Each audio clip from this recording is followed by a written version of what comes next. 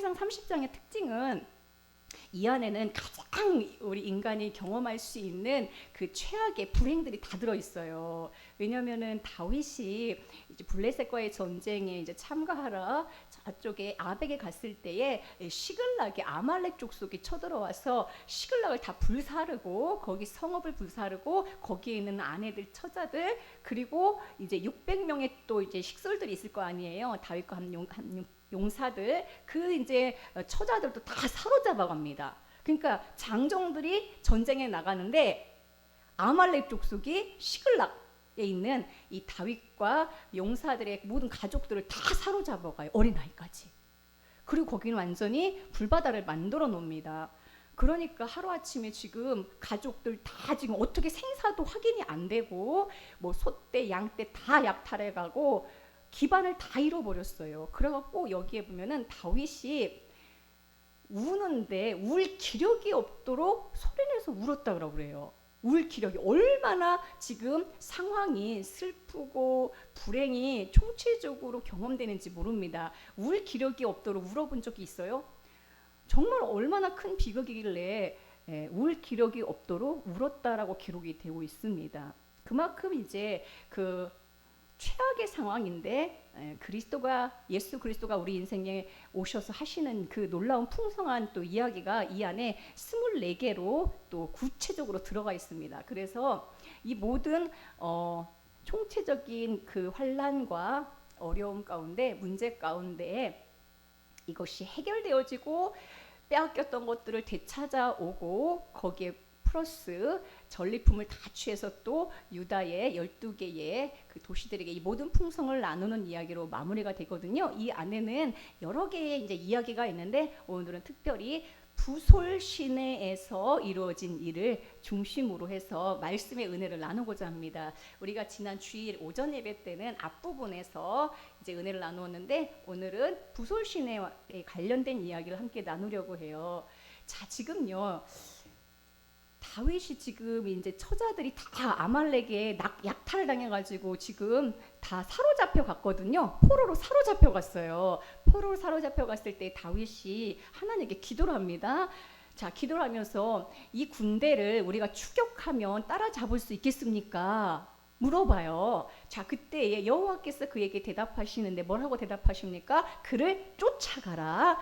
내가 반드시 따라잡고 도로 찾으리라. 할렐루야.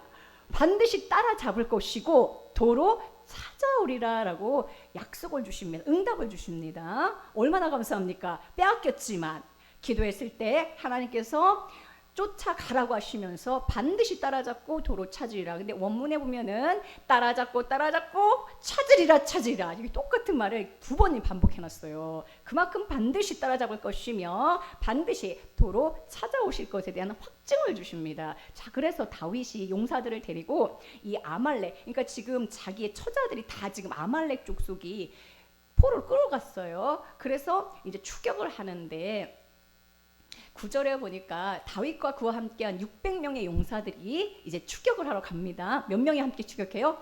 600명이 추격을 합니다. 그런데 600명 중에서 200명이 이 부솔 시내에서 멈춥니다.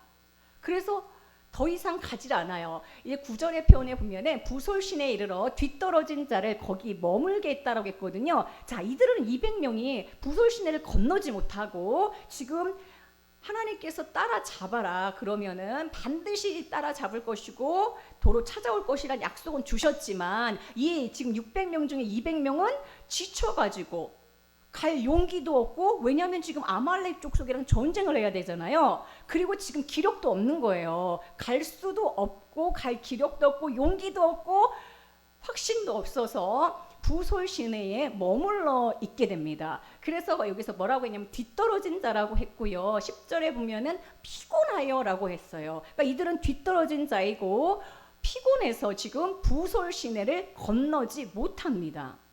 그리고 200명은 다윗이 여기에 머물게 해요. 그리고 이제 나머지 400명을 데리고 쫓아갑니다. 누구를 쫓아갔겠습니까? 아말렉을 쫓아갔겠죠.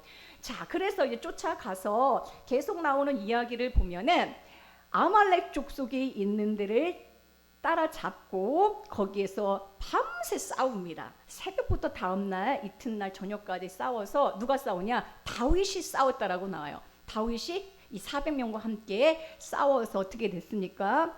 모든 잃어버린 것들을 다 찾아옵니다. 그 뒤에 보면은 여러분들이 집에 가서 한번 읽어보시면은 17절에 보면은 다윗이 새벽부터 저물 때까지 그들을 치매 이렇게 나와요. 다윗이 뭐예요? 그들을 치매 아말렉 족속을 쳤어요. 자, 그래서 쳐서 어떻게 됐습니까? 18절에 보니까 다윗이 아말렉 사람들이 빼앗아갔던 모든 것을 도로 찾고, 할렐루야, 빼앗겼던 모든 것을 도로 찾고 다윗의 두 아내 또 구원하였고, 19절에 보니까 그들이 약탈하였던 것, 무리의 자녀들이나 빼앗겼던 것은 크고 작은 것을 막론하고 아무것도 잃은 것이 없이 모두 다윗이 도로 찾아왔다라고 합니다. 할렐루야. 누가 찾았냐? 다윗이 하더라 이렇게 나와요. 그러니까 다윗이 쫓아갔고요. 다윗이 18절에 보니까 다윗이 모든 것을 도로 찾았고요. 다윗이 아내를 구원했고요. 19절에 다윗이 아무것도 잃은 것 없이 모두 다윗이 도로 찾아왔다라고 말하고 있습니다. 누가 했습니까? 다윗이. 그래서 사무엘상 30장은요. 다윗이 하더라. 이것을 24번이나 반복하고 있어요. 자, 우리 인생에 환란이 닥쳤습니다. 우리 인생에 최악의 불행이 와서 올 기력이 없을 정도로 이런 최악의 상황이 왔을 때에 누가 이 모든 것들을 회복시키시고 모든 것들을 되찾아주시고 모든 것을 구원하시는가? 다윗이 한다는 거예요. 여기서 다윗은 누굽니까? 여러분, 모든 성경은 우리 주 예수 그리스도를 다 나타내요. 우리 이 주보에 보면은, 저희 교회 주보에 보면은 맨 앞에 보세요. 맨 앞에 Christ is all and in all 이렇게 해놨어요. 자, 오직 그리스도는 모든 것이며 모든 것 안에 계십니다. 할렐루야.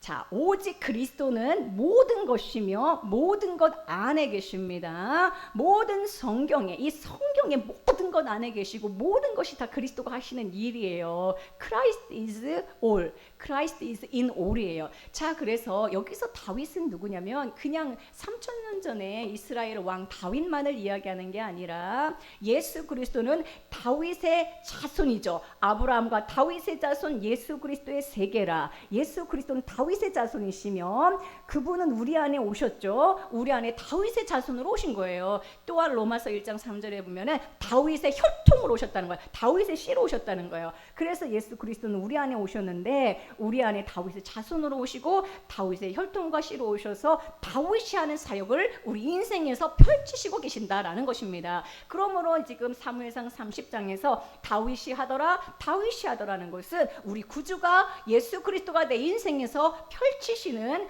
구원과 회복과 놀라운 풍성과 은혜와 긍휼의 사역을 우리에게 말해주고 있습니다. 이것이 그냥 다윗이 그런 거야, 옛날에 3000년 전에 이런 일을 했대 라고 끝나면 우리에게 이게 어떻게 생명이 됩니까? 이 모든 말씀은 그리스도가 우리에게 이루시는, 오늘도 지금도 우리 인생 가운데 찾아오셔서 하시는 우리 구주의 놀라운 역사를 우리에게 알려주고 있는 거예요. 할렐루야. 자, 근데 다 도로 찾아왔어요. 자, 찾아오는데 다 도로 찾아오는 길에 오늘 제가 이제 핵심적으로 나눌 말씀은 뭡니까?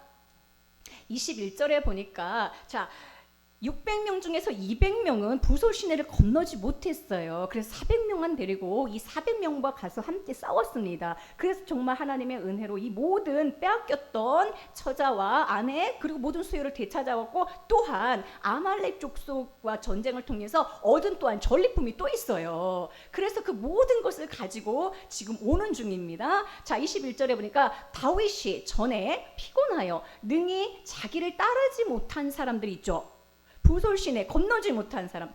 오늘 저와 여러분들은 여기에 초점을 맞춰야 돼요. 누구의 초점을 맞추냐? 우리는 피곤하고 지쳐서 부솔시내에 머물러 있었던 이 200명입니다. 우리가 정말로 믿음과 용기가 담대함이 있어서 다윗과 함께 용사로서 400명으로 이 아말렉의 전투에 참여하면 좋겠지만 참가하지 못하고 피곤하여 능히 따르지 못한 200명, 부솔 시내가에 머물게 한 그 200명에게 주님이 어떤 은혜를 주시고 주님이 그들에게 어떠한 긍휼과 사랑을 보여주시는지 우리는 오늘 여기에 초점을 맞추길 원합니다. 왜 그렇습니까? 우리는 용사로서 열심히 주의 사역을 감당할 때도 있지만 때로는 200명으로서 능히 우리 구주의 그 사역에 동참하지 못하고 지쳐서 그냥 부솔 시내에 머물러 있는 200명으로 있을 때도 있거든요. 오늘은 내가 400명으로 용감하게 싸울 수도 있지만 내일은 또한 지쳐서 200명으로서 아무것도 할 수 없고 그냥 부솔 시내가에 머문 그 200명 중에 한 사람으로 내가 있을 때도 있기 때문에 그렇습니다. 그래요, 안 그래요? 진짜 내가 어떤 때는 내가 주님을 위하여 내 이 남은 인생 다 바치라면서 정말 하루하루 막 이 전투에 막 참여했었는데 또 어느 순간은 뭐예요? 지치고 육신이 피곤하기도 하고요. 내 의지가 부족하기도 하고요. 시험에 들어서 그렇기도 하고요. 여러 가지 환경적인 문제 때문에 피곤하여 능히 같이 가지 못하고 따르지 못한 부솔과에 머문 200명이 나의 모습일 때가 있다라는 것입니다. 그런데 이 부솔이란 뜻이 무슨 뜻이냐면요. 이 부솔도 다 의미가 있을 거 아니에요. 근데 이 부솔이란 뜻은 쉽게 말하면 복음이란 뜻이에요. 자, 이것을 이제 히브리어로 찾아보면은 베소르라는 뜻인데 바사르에서 나서, 그러니까 부솔은 벳소르인데 바사르란 단어에서 나온 거예요. 파생된 거예요. 그럼 바사르는 무슨 뜻이냐? 기뻐하다, 소식을 전하다. 즉 복음이란 뜻이에요. 복음, 기쁜 소식. 이게 부솔이에요. 부솔. 그러니까 우리가 기쁜 소식의 그 놀라운 은혜를 듣고 받았고 복음의 빚진 자로 사는데, 그래서 이제 우리는 뭐예요? 용감하게 세상에서 그리스도와 함께 그리스도의 용사로 싸워야 되는데 지금 부솔 시내를 건너지 못하고 그 복음 안에만 머물러 있는 사람이 바로 200명입니다. 그런데 전쟁을 하고 나서 다윗과 400명이 이제 이런 처자들 다 데리고 오는데, 여기 보세요. 놀라운 표현이 뭡니까? 다윗이 오매라고 했어요. 다윗이 누구에게 오매? 200명에게 오매라고 했습니다. 이 온다는 것은 그냥 온다는 게 아니고 다윗이 이들을 혼내키려고 온 게 아니라 이들을 영접했다는 거예요. 자, 보세요. 다윗과 그와 함께한 백성을 여기에 앉아있는 사람도 영접하고요. 다윗이 그들에게 왔습니다. 다윗이 하는 이 사건이 24가지가 나온다 그랬는데 다윗이 이들에게 뭐 했어요? 왔다라고 말하고 있습니다. 그러니까 다가갔다라는 것이죠. 할렐루야. 여러분, 여기에 하나하나가 진짜 은혜입니다. 다윗이 200명에게 와서 무엇을 주냐 보세요. 다윗이 그 백성에게 이르러 무난하매라고 했어요. 이 무난이라는 단어 히브리어에서 찾아보면 샬롬이에요. 샬롬. 할렐루야. 지쳐서 전쟁에 참여하지도 못했고 정말로 이 중체대한 이 전쟁에 낙오자로서 지금 부솔 시내가에 앉아 있는데 다윗이 이 모든 전쟁의 승리를 거두고 올 때에, 전리품을 다 가지고 올 때에 그들을 외면하거나 그들을 정말로 정죄한 것이 아니라 다윗이 그들에게 왔고요. 또한 앉아있던 자들도 다윗을 영접했다라고 했습니다. 이건 우리가 해야 될 태도인 것이죠. 우리는 언제나 그리스도를 영접해야 됩니다. 그리고 다윗은 그 백성에게 샬롬 하면서 문안하는 것을 우리가 보게 됩니다. 평안을 전한 것이죠. 자, 그러면 여러분, 내가 200명으로 있으면 나는 참 감사하잖아요. 근데 400명의 입장에서는 어떻습니까? 전쟁에 나가지도 않은 자들, 모임승차하는 것이죠. 그래서 뭐라고 합니까? 다윗에게 저 사람들에게는 우리가 찾아온 물건 하나도 주지 맙시다. 그냥 대신 처자는 돌려줍시다. 어차피 처자는 돌려줘야 되잖아요. 그렇지만 우리가 도로 찾아온 것은 하나라도 주지 맙시다. 전리품 절대 나누지 맙시다라고 말합니다. 다윗은 어떻게 했을까요? 400명의 입장도 우리가 충분히 이해할 수 있습니다. 그러나 이것은 율법적으로 대하는 것이죠. 일한 것이 없는데 은혜를 주시는 하나님이 그리스도 안에서 이루시는 그 놀라운 은혜의 법칙을 우리는 여기서 발견할 수 있습니다. 24절에 보면은 자, 다윗이 어떻게 합니까? 이 사람들의 말을 듣고 하나도 분깃을 나누어주지 않은 게 아니라 24절에 보면은 이래 누가 너에게 듣겠느냐? 전쟁에 내려갔던 자의 분깃이나 소유물 곁에 머물렀던 자의 분깃이 동일할지니, 지금 우리의 소유물을 지키고 있었다라는 거예요. 그리고 동일하게 분배할지니라고 말하고 있습니다. 할렐루야. 우리가 때로는 나는 9시에 일터에 나왔고 포도원에 나왔고, 나는 12시에 나왔고, 나는 3시에 나왔는데 5시에 온 사람을 향하여 주님이 똑같이 한 데나리오를 줄 때에, 여기 보세요, 동일하게 분배할 때에 우리 마음에, 아니 나는 아침부터 일찍 나와가지고 일을 했는데 저 5시에 온 사람한테 왜 똑같이 분깃을 나누어 주나, 우리는 그런 마음을 들 때가 있거든요. 그러나 이것은 주님의 은혜의 법칙 안에 우리가 이 법칙이 나에게 적용된다는 것을 우리는 보아야 됩니다. 동일하게 분배할지니라고 하면서 여기서 끝나는 게 아니에요. 다윗이 이것으로 이스라엘의 율례와 규례를 삼았더라라고 말합니다. 자, 이것을 뭘로 삼았어요? 율례와 규례까지 삼았어요.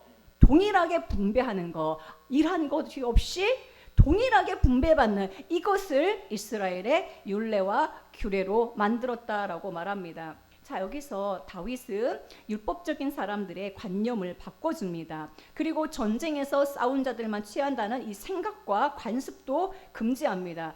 우리가 생각하는 방식으로 주님이 상을 주시는 게 아니라는 것을 우리는 발견하고, 주님의 그 은혜와 풍성과 사랑이 얼마나 놀라운지를 우리는 보아야 됩니다. 우리는 때론 이방명처럼 그냥 부솔신의, 그러니까 복음은 알고 있지만 거기에 멈춰서 있을 때가 있거든요. 저도 그런 적이 있고, 앞으로도 우리가 지쳐가지고 쓰러질 때가 있다라는 것이죠. 그런데 주님은 다가오시고요, 오메라고 했잖아요. 무난하신다는 거예요. 우리에게 평강으로 오신다는 겁니다. 그리고 동일하게 분배하라고 명령하시고, 이것을 율례와 규례로 삼으시는 놀라운 그리스도의 사랑을 우리는 발견할 수 있습니다. 얼마나 감사합니까? 감사해, 안 감사해요? 모든 말씀이 다 복음이고, 모든 말씀이 주 안에서는, 와, 내가 이렇게 지쳐서 낙심하고 있고 정말 피곤하여 쓰러져 있고 머물러 있고 정체되어 있는데, 주님은 그냥 부솔 시내가에 머물러 있어도 주님이 우리에게 찾아오신다는 거예요. 모든 것들을 다 되찾아가지고 갖고 오시고, 거기에 플러스 전리품까지 갖고 오시면서 너희들은 한 게 없으니까 너희들에게 줄 분깃이 없다라고 말씀하시는 게 아니라, 열심히 일한 사람들의 생각을 고쳐주시면서 동일하게 분배하라고 하시고, 이것을 이스라엘의 율례와 규례로 삼으시는 놀라운 은혜를 보게 됩니다. 그냥 우리는 해야 될 것은, 지금 내가 지쳐 있다면, 싸울 용기가 없다면, 내가 두렵다면, 우리는 그냥 그 복음의 물가, 이 부솔 시내에 그 은혜의 장소에 머물러 있으면 돼요. 할렐루야. 그러면서 쉼을 누리면 돼요. 쉼을 누리고 있어요. 다른 데로 도망가면 안 돼요. 대신에 이 부솔이 뭐라고 했습니까? 복음이라겠잖아요. 예수 그리스도 복음의 신학이다. 예수 그리스도 부솔의 시작이라. 예수 그리스도가 복음으로 우리에게 그 복음의 물가로 오시거든요. 그러니까 우리는 그 은혜의 물가에 있으면 주님께서 모든 전리품들을 가지시고 우리에게 풍성한 은혜로 찾아오신다라는 것입니다. 다윗도 이것을 그의 그 광야 여정에서 경험을 했죠. 그래서 시편 23편에 보면은 여호와는 나의 목자시니 내게 부족함이 없으리로다, 그러면서 그가 나를 쉴만한 물가로 인도하시는도다라고 말하고 있습니다. 쉴만한 물가가 이 부솔 시내예요. 부솔 시내에서 은혜를 경험하고 부솔 시내에서 나를 평강으로 맞이하시는 그리스도를 누릴 때에 이제 더 이상 200명이 지쳐 나가 떨어져 가지고 아무것도 안 하는 자가 아니라, 사실은요 그들이 다윗 왕국의 놀라운 일꾼으로 변화되는 것을 보게 되면, 왜냐하면 그 은혜를 입었잖아요. 그 분깃을 다 정말 일한 것이 없는데 그 은혜를 누리는 자들은 그 은혜를 갚게 되어 있는 것입니다. 오늘 다윗의 이야기에서 주님이 우리를 어떻게 보시는가를 우리는 발견할 수 있어요. 내가 지금 부솔 신장가에 주저앉아 있는 200명입니까? 괜찮다는 거예요. 주님이 샬롬으로 찾아오시고 전리품을 정말로 풍성하게 우리에게 오셔서 나눠 주신다라는 것입니다. 기꺼이 주님은 우리에게 찾아오시고 우리는 주님을 기쁨으로 영접해야 되죠. 여기서 율례와 규례로 삼았다는 것이 또한 우리에게 큰 은혜가 됩니다. 여기서 율례라는 것은 무엇입니까? 이것은 주님이 우리에게 일하시는 원칙과 법칙으로 세우셨다라는 것입니다. 주님은 우리에게 이렇게 일하신다는 것, 이게 율례와 규례로 삼았다는 건 법칙으로 삼으셨다는 것이거든요. 주님이 이걸 아예 법으로 정해놨어요. 주님은 이렇게 일하신다라는 것입니다. 우리가 하는 바에 따라서 대우하는 게 아니라는 거예요. 여러분, 그러니까 정말 그리스도 안에 있는 이 풍성한 은혜, 그분의 은혜에 잠겨야 됩니다. 내가 일해가지고 내가 이렇게 했으니까 주님이 나에게 이런 보상을 주시고 나를 이렇게 축복하시는 게 아니라 진짜 그분은 지금도 은혜 위에 은혜를 쌓고 계시다라는 것을 우리는 발견해야 됩니다. 은혜를 알면 내 몸이 움직이게 되어 있어요. 여러분, 우리가 율법으로만 우리가 세상적인 원칙으로 주님이 우리를 대하신다면은 그것은 은혜가 아니죠. 은혜는 거저예요. 은혜는 주님이 일한 것이 없이 주시는 게 은혜입니다. 그래서 율례와 규례로 삼았다는 것, 이것은 주님이 이렇게 일하신다라는 것이고, 우리가 용감히 싸울 때나 400명으로 있을 때나 지쳐서 부솔시내에 앉아 있을 때나 200명으로 있을 때나 주님은 동일하게 은혜를 주신다라는 것입니다. 할렐루야. 때로는 우리가 200명으로 주저앉을 때가 있기 때문에 주님께서 베푸시는 이 은혜가 더 크게 다가오는 줄로 믿습니다. 그러면서 뭐라고 평가하시냐면요, 이 소유물을 지켰다는 거예요. 이들이 짐 지키는 일을 했다는 거예요. 이 짐이 이제 기구라는 말인데, 이 성막 안에 쓰는 그 기구들, 그것이 짐이라는 거와 똑같은 단어예요. 그래서 우리는 정말로 이 기구들, 하나님의 기구들 또한 그릇과 다 똑같은 말이거든요. 그래서 우리는 이제 하나님 나라의 성막 안에서 주님께 쓰임받는 그릇이 되고 기구가 되고, 히브리서에 보면 이 모든 그릇에 다 그리스도의 보혈을 뿌렸다고 했어요. 그러므로 이제 우리는 그리스도의 보혈이 뿌려진 그릇으로서 주님께 쓰임받는 인생이 되는 것입니다. 자, 놀라운 것은 주님 안에서는 버려지는 것이 아무것도 없고 쓸모없는 자가 단 한 사람도 없어요. 그냥 여러분들 아무것도 안 해도 돼요. 그냥 예배만 참석해도 주님은 기뻐하세요.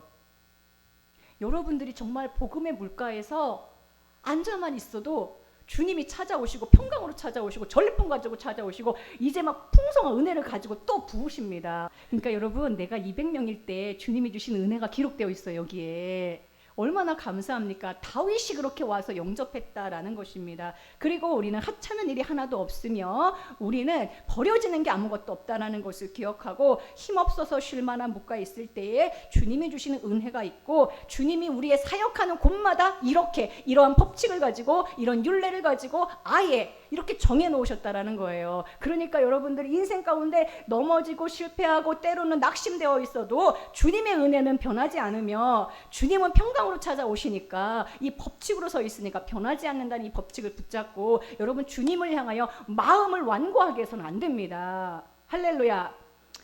너무 감사한 말씀인 것 같아요. 자, 200명으로서 이들이 힘없어서 못 따라가더라도 복음의 물가, 부설의 물가, 은혜의 물가에 우리는 있으면 됩니다. 할렐루야. 그러니까 여러분, 은혜의 눈을 떠야 돼요. 뭐에 눈을 떠야 돼요?